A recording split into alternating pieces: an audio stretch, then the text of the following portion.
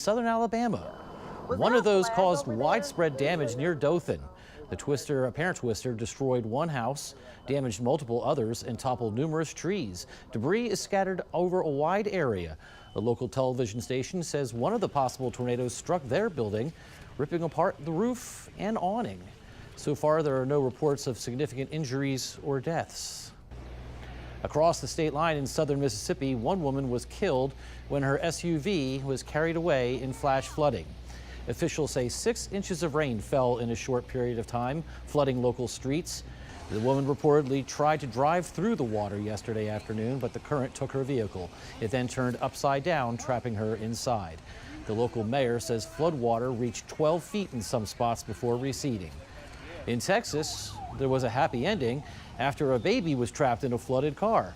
A police officer southwest of San Antonio came to the rescue.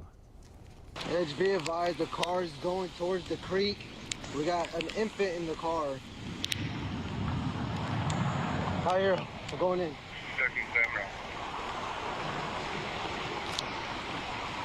Let me go. Very good.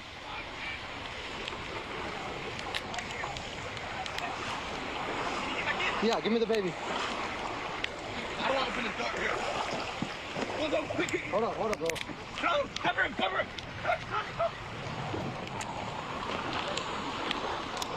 I got the baby out. Thankfully, the baby, the man in the car, and the officers were uninjured. Police say the rain moved in so quickly, barricades had not yet been placed in the area. Meantime, Memorial Day storms damaged a Planet Fitness gym near Dallas. You can see firefighters using equipment to stabilize the front of the building. A sign was also blown away. Thankfully, the gym was closed for the holiday. And Texas is once again under threat of more severe storms later today. The Storm Prediction Center has issued a level 2 out of 5 risk for cities including Laredo, Midland, and Odessa. Thunderstorms with large hail, severe wind gusts, and a couple of tornadoes are anticipated this afternoon and evening. Heavy rain last week flooded parts of Georgia, including many areas near Atlanta. Now we're learning that the flooding killed thousands of fish in the Chattahoochee River. The weather event happened on May 20th, and the creek has since calmed down. Brian Mims has the latest. I've never seen anything this devastating on any water system. That's Jason Ulseth, the executive director of the Chattahoochee Riverkeeper. He says the long-running drought caused the river to flow at an extremely low level.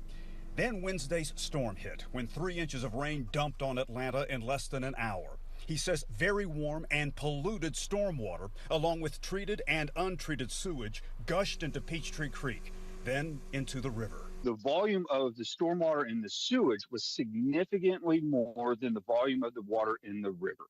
Ulseth says it wasn't the toxicity of the sewage and stormwater, but the high temperature of the deluge that killed the fish.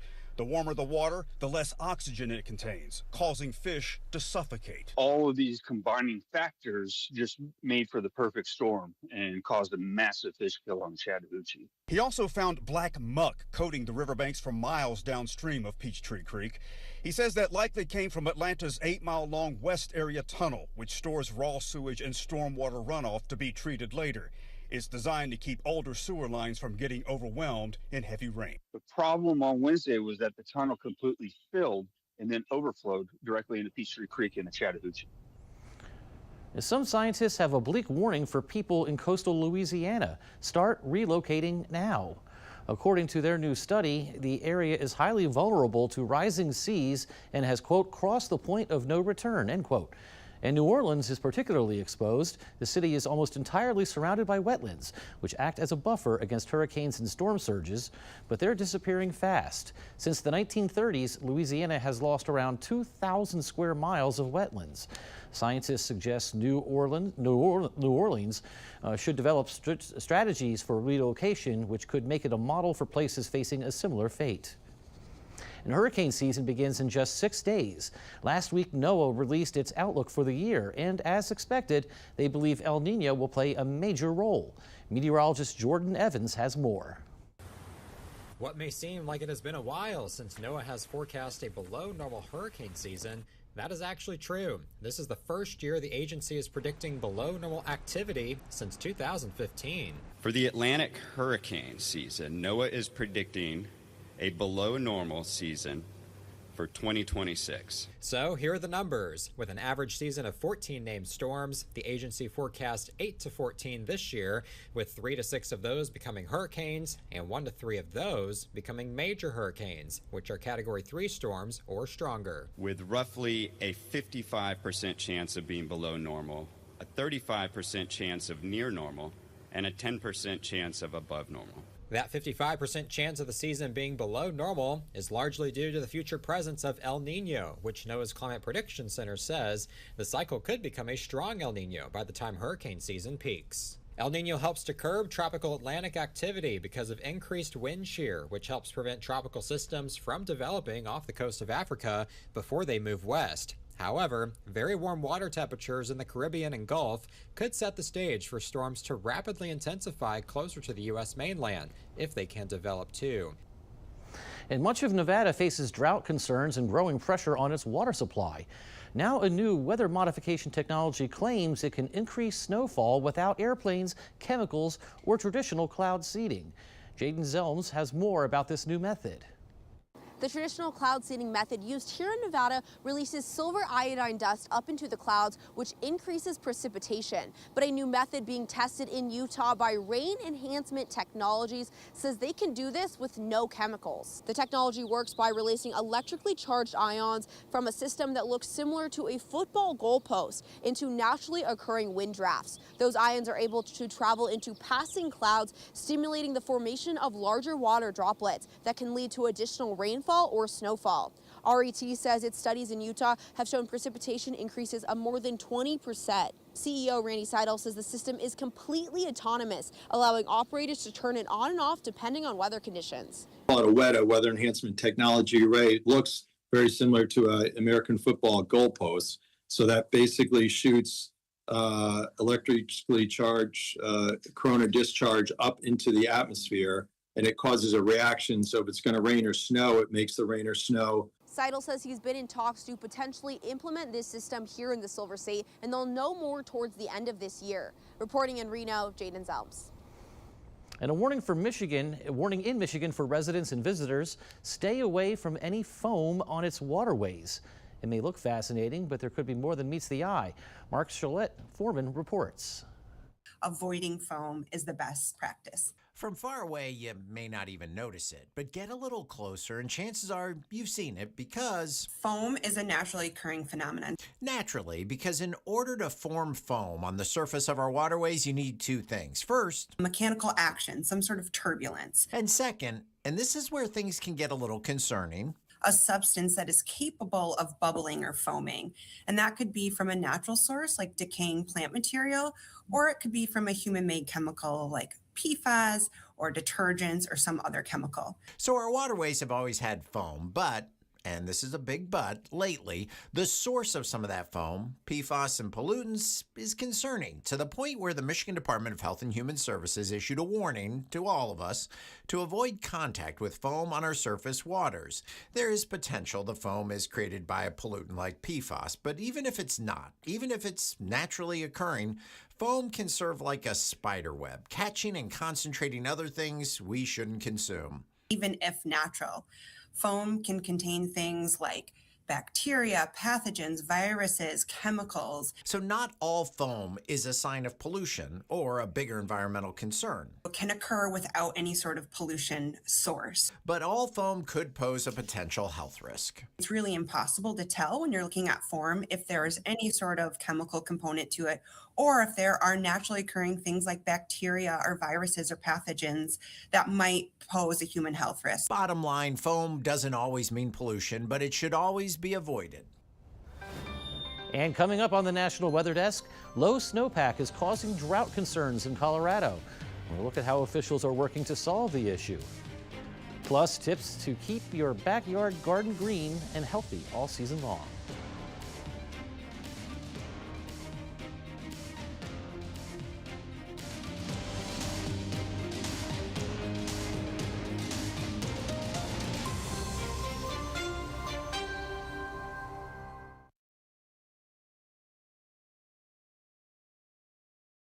I'm meteorologist Ryan Munn. Let's get a look at the Northeast for your Tuesday. We are looking at a beautiful day all across the Northeast. Lots of sunshine throughout the region, high pressure and control throughout the state, and really throughout the entire Northeast. Cold front up to the north is going to slowly drip down to the south Tuesday night into Wednesday. Really not provide much in the way of any rainfall. A little more in the way of cloudiness, still on the mild to warm side as we head into the day on Wednesday. Mainly dry as well. High temperatures for today topping out in the 70s and low 80s.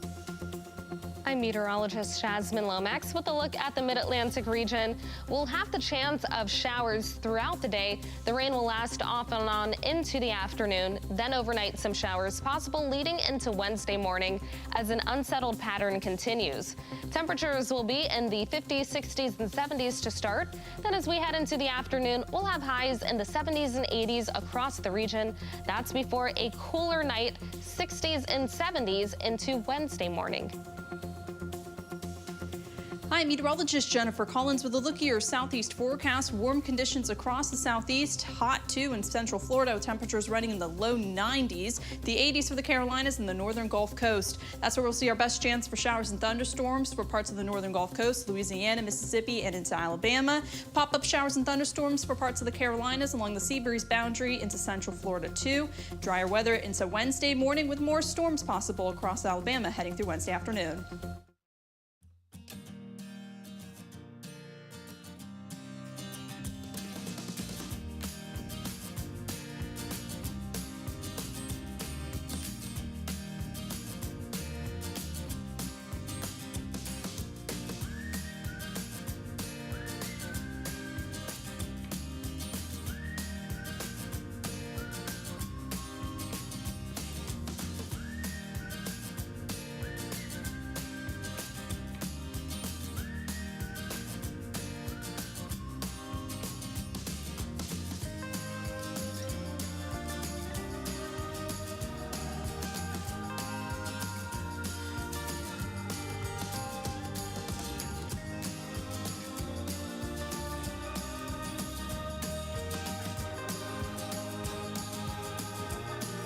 Weather Window, presented by the National Weather Desk. This photo from Cincinnati captures the rare phenomenon known as a fire rainbow. But that's a misnomer. It's not a rainbow and it isn't on fire. It's technically a circumhorizontal arc formed by the refraction of light in plate-shaped ice crystals. These typically form in cirrus or cirrostratus clouds. We kind of think this cloud is shaped like a fish, obviously a rainbow trout. Listen to Off the Radar, new episodes every Tuesday. Find it wherever you get your podcasts. Utah is facing an emergency. The entire state is experiencing some form of drought, with more than 60% of Utah in extreme drought. The state's governor, Spencer Cox, issued an emergency with an eye on the water supply. Brian Mullehy reports. A maxim from the governor for an essential diminishing resource. We can't control the weather, but we can control the tap. He issued a statewide drought emergency in what he calls a record-breaking challenge. What about the practical effect of your executive order? What does it do? And do you foresee going further this summer should the drought worsen? Well, so the practical effect is twofold. Cox says the declaration urges caution and this. It unlocks opportunities for funding where needed. What will those emergency funds do? If there's anything we can do, again, drought is a little bit different emergency. The Utah DNR says money could go to low-interest loans for farmers to feed cattle. Even culinary water that's used for outdoor use we're asking 20% reduction. Asking or demanding? So on the irrigation side, we're demanding. Scott Paxman is the GM for Weber Basin Water Conservancy. Just reduce your watering and help us hold more water for next year. And what if they don't? Then we'll increase restrictions. And Colorado isn't doing much better, with all the state dealing with drought conditions from abnormally dry to exceptional drought, the worst level, according to the U.S. Drought Monitor. The low snowpack is prompting efforts to keep more water in rivers and streams. Colton Chavez has the story. Colorado Water Trust says they don't like what they see when it comes to this year's river levels. What we're seeing is the threat of rivers going completely dry. Kate Ryan runs the nonprofit and says it's caused by Colorado's record low snowpack this winter. So this summer, she's asking people who depend on water to share it. So most farming and ranching does pull their water from our rivers, and that water is melted snow. Kate says the nonprofit is offering farmers short-term paid agreements to leave water in the river instead of diverting it to their fields, with legal protections in place so their water rights aren't permanently affected. We also have 25 ongoing projects around the state. And so we are going to be putting water back into rivers this year for sure. But Kate says even that won't be enough to keep things rolling. Even some of those projects that we normally would operate, there may not be enough water to even get down the stream to where we would be protecting that water in the river.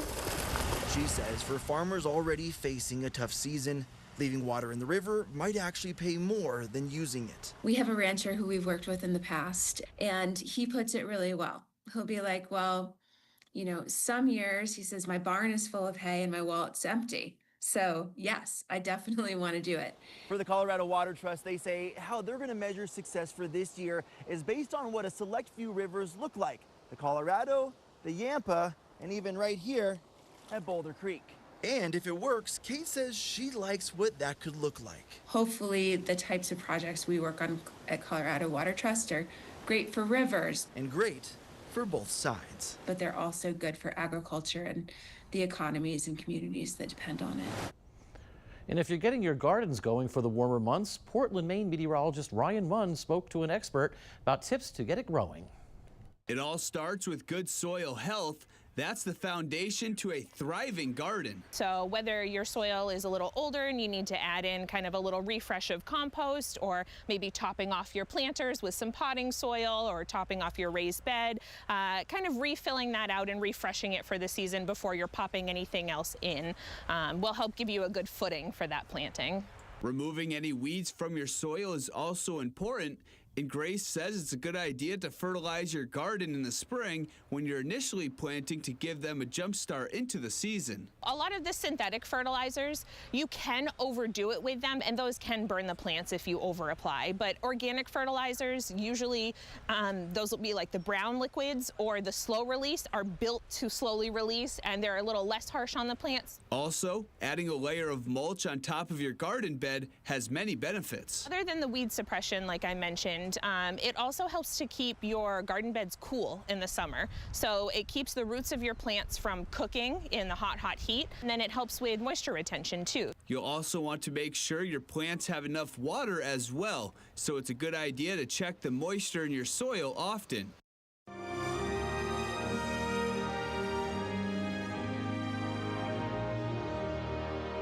The Arlington Ladies are a group of volunteers who attend funeral services at Arlington National Cemetery to ensure that no soldier, sailor, airman, or Coast Guardsman is buried alone.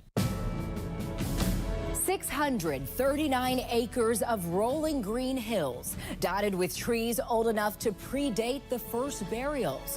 White marble headstones arranged in orderly rows as far as the eye can see. Our nation's most hallowed burial ground, Arlington National Cemetery, serves as the final resting place for members of all branches of the U.S. Armed Forces. Every day and every service at Arlington is different. Ensuring that no service member is buried alone, the Arlington Ladies. We're attending the last formal military service or ceremony for a veteran being interred and honored. It's a tradition that has been upheld since 1948, when the wife of the Chief of Staff of the Air Force observed that many funerals at the cemetery only had a military chaplain present. She asked friends to start attending services, which turned into the Officers' Wives Club. Now, 78 years later, each branch of the military has what are now called Arlington Ladies. We render honors alongside the honor guard at different points during the service, the playing of taps and the folding of the flag. And we are taught that we are not there to mourn. We are there to remember, honor, and respect the memory of their loved one. At each funeral, the Arlington Ladies present a personal letter of condolence to the veteran's next of kin, as well as cards from the military service chief and spouse on behalf of the service family. We don't just write random personal cards. We actually do as much research as possible. So by the time we actually get to the service, You feel like you have a connection with them because you do know about them. Arlington National Cemetery conducts between 24 and 27 funeral services each weekday. Rain or shine, in the snow or blistering heat, on average, an Arlington Lady volunteer will attend several funerals a day, dozens each week, to never miss a final salute. The criteria to become an Arlington Lady is different for each military branch, but each lady has some connection to the respective service, whether as a current or former military member or a spouse. For Amazing America, I'm Taylor Murray with the National News Desk. And time now for a short break, but first we take to the skies over California's Yosemite National Park.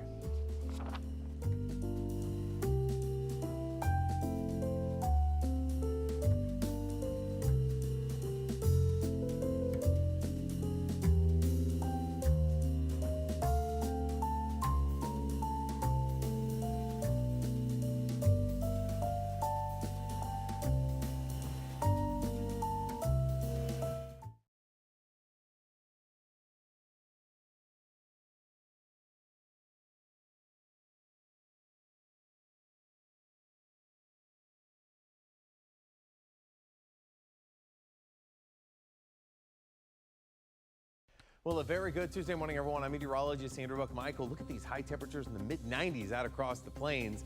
We do have some rain across the Ohio Valley. That's going to be lifting its way north as we go through the day today and into tomorrow.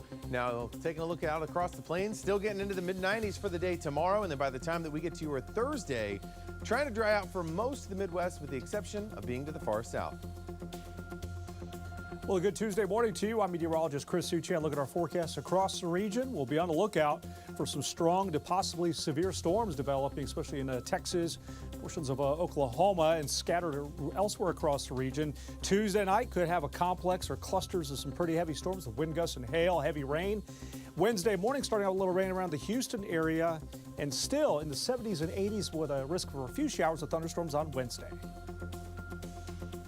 Hey there, everybody, and a good Tuesday morning to you. I'm meteorologist Shannon O'Donnell. It was a dark and kind of stormy Memorial Day through parts of the Pacific Northwest. Lingering scattered showers and sunbreaks today for Seattle and Portland, keeping temperatures in the Northwest in the 60s, back into the upper 90s around Phoenix. And that area of low pressure continuing to push into Nevada and Utah, bringing rain and a little bit of mountain snow to the Four Corners as we head into our Tuesday afternoon. And that's the scene from here.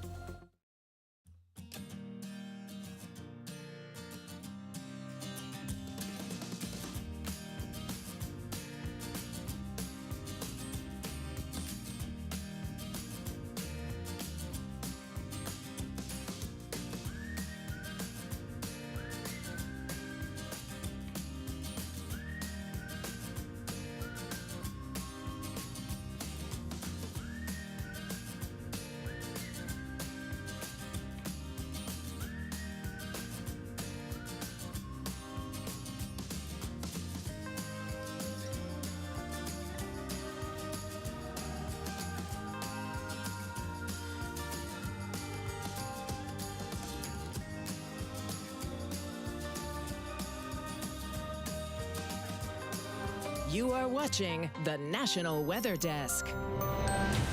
If you spend time at the beach, you might see waving flags that communicate important information. Lindsay Storrs tells us what some of those colors mean. Are you planning a beach vacation for this summer? If so, you're going to want to keep an eye out for flags posted along the beach. The color of those flags tells you a lot about how safe it is to go in the water. If you see a green flag, that means conditions are calm and it's safe to swim.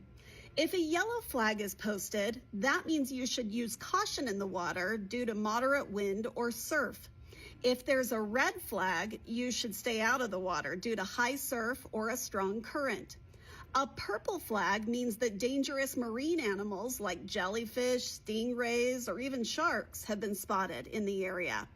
And if you see a double red flag, it means that the water is closed due to extremely dangerous conditions. Hopefully this info helps you as you're out and about enjoying the sand and surf this upcoming summer.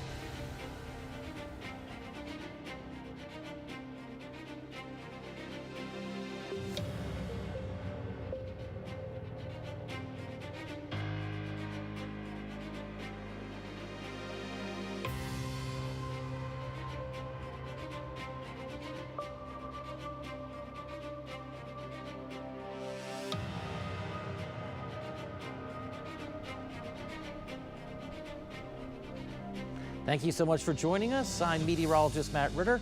Make it a great day. We'll see you right back here tomorrow for the National Weather Desk.